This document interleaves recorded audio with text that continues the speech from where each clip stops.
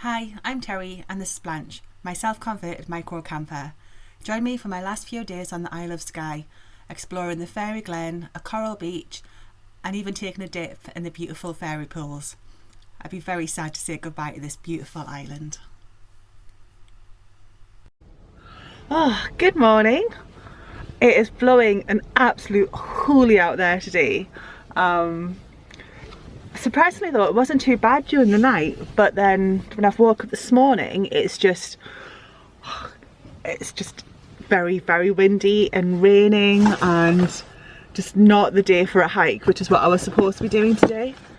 Sorry, I just need to hide this mop because I have definitely hit the stage where I need to wash my hair. Hey, perfect. But yeah, because I'm parked at the beach, I'm getting to see the most amazing like waves just crashing up. Yeah, you can like just see it like hitting off the rocks. I'll try to show you, but I don't know if you'll see through the windows.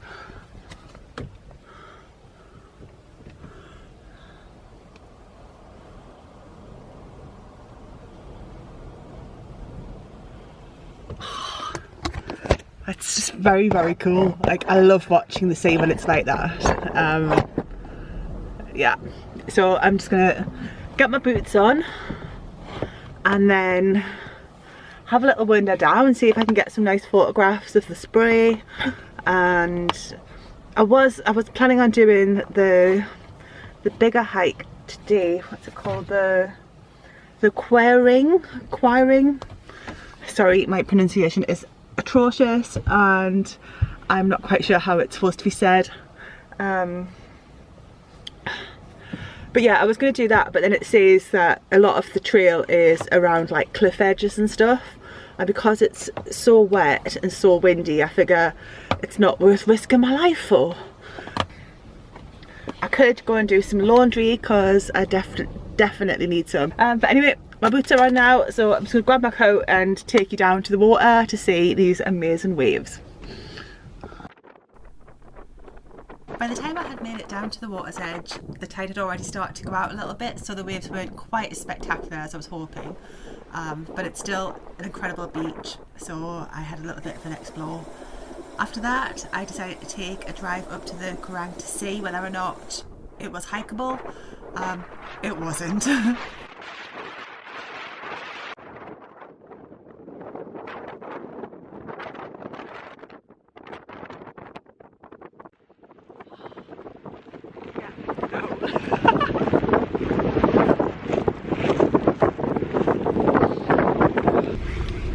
Oh my goodness, so the laundrette was closed, so I thought I'd head over to the Fairy Glen, but en route I thought I'd stop off at the Kerrang to see if I could do a hike here. No freaking way. Even I'm not stupid enough to do a hike in that weather. That is insane. Even just opening the van doors at the back to get the camera, they like flew back on itself, and I've ended up like injuring my hand. So yeah, so that's out. So I'm gonna head down to the Fairy Glen because that should be a little bit more accessible. Oh my gosh, what a day! What a day!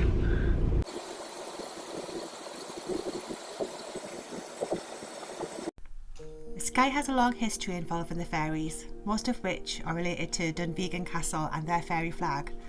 The Fairy Glen has no real legends or stories involving fairies that can be traced, but the simple fact that the location is unusual, so it has been given the nickname Fairy Glen. It's an absolutely magical place. Like, even on this cold, wet, grey day, you just feel like you're transported to a whole other world. Yeah, like the views across the valleys below are stunning, like so pretty. And then like seeing all of these tiered grassy mounds which have been caused by a landslip, you could just totally imagine fairies living there. Yeah, it was just an incredible place to visit. I would definitely recommend it.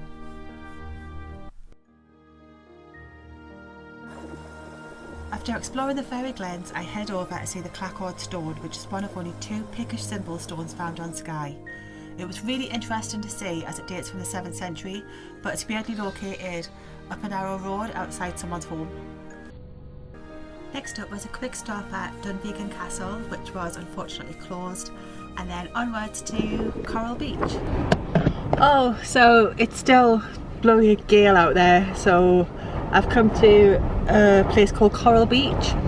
It's about a 20-minute walk to get to where the beach is, and I must admit in this weather I'm not exactly eagerly anticipating that walk. Yeah, like a few of the places that I've tried to see today have just been a bit of a bust. I tried the castle, but it was closed, and then you couldn't really get a good view of it from anywhere else. I did see the little stone, which was grand. It was just a stone beside some houses. I tried to see some other castle ruins, but there was nowhere to park to go and see them. So yeah, like this is like my last attempt of seeing something else. I mean, the Fairy Glen was amazing. That was definitely worth a stop. But yeah, so we'll go and explore this beach and hopefully get some really cool bits of coral. And then it'll be a case of trying to find a place somewhere that's a bit shelter to bunker down tonight. I was going to head down to Neist Point, but I don't think that would be the best plan with this wind. Oh. But yeah, that's me done. I've ate, I've been fed and watered, so it's time to go and explore. To access the beach, you head along this long, muddy path, which is about 2 kilometres walk and takes approximately 30 minutes. Like I say, it was a very, very windy day, so this path felt a bit longer than it really should have, but once you get to the beach, it is absolutely stunning. It's made of what looks like crushed coral, but it's actually a calcified algae, and it's breathtaking. I can imagine on a summer's day this place would look pure magic. Apparently when the sun's shining, the sea looks quite tropical, but yeah, like even on a windy day, it's still pretty impressive.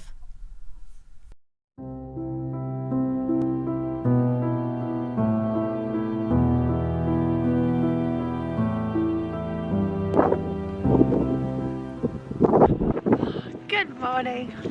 So I've drove up to Neist Point. I'm the only one up here. This is definitely one of the highlights of being in Scotland in the winter, is that there isn't a huge amount of people around. The Isle of Skye is absolutely gorgeous. I don't think I would like to come here in the summer because a lot of the attractions and things are quite small, and I could imagine it getting super busy.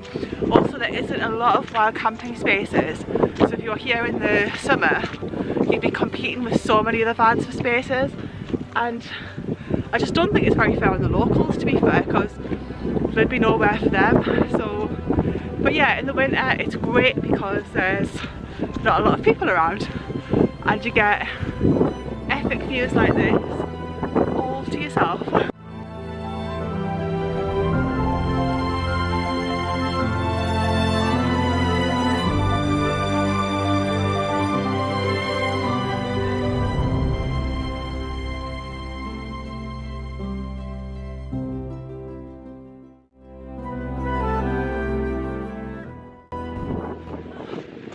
Hopefully saved the best to last, and I've come to the fairy pools on Skye. I've heard only good things about this, so my expectations are quite high. At the minute they're doing path maintenance, so there's a lot of diggers and stuff around, which slightly affects the magic, but I'm sure that once I get up to the pools it'll still be amazing, hopefully.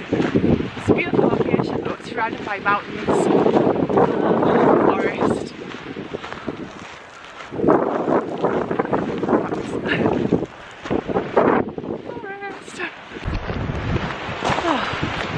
So practical information for here. Parking is £6 per day. There's not an option to do like a couple of hours or something, so far this has been the most expensive park I've had on Skye. The path is nice and wide. But you could probably even get like a pushchair or something along here, or even a wheelchair. You'd need some robust tyres, but yeah, it should be accessible.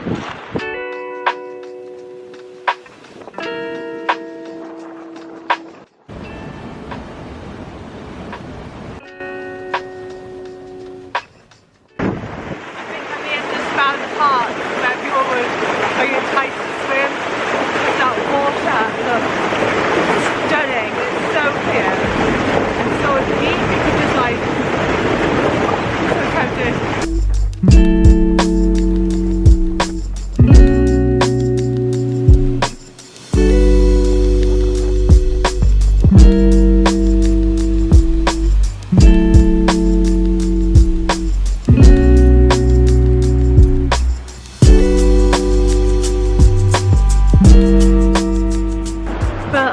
Point of where, if I'm gonna go in, this would be where. It's a bit easy. It's a lot easier to access this part, and it looks like it goes quite deep, so I can be fully in quite quickly. I still can't decide if I want to.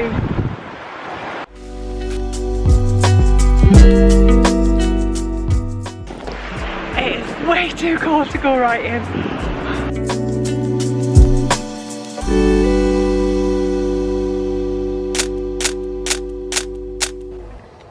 Hey, so I've left the Isle of Skye now and I'm back on the mainland.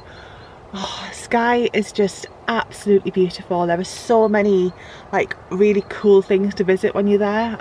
But yeah, so thank you for watching. Well done for making it to the end of the video.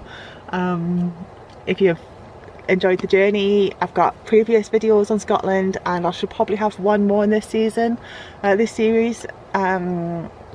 However, I've got no idea what I'm doing next, so it'll be a surprise to both you and I. Remember to like, comment and subscribe, and click the notifications button to know when I post a video. Thank you very much and have a lovely, lovely day. Bye.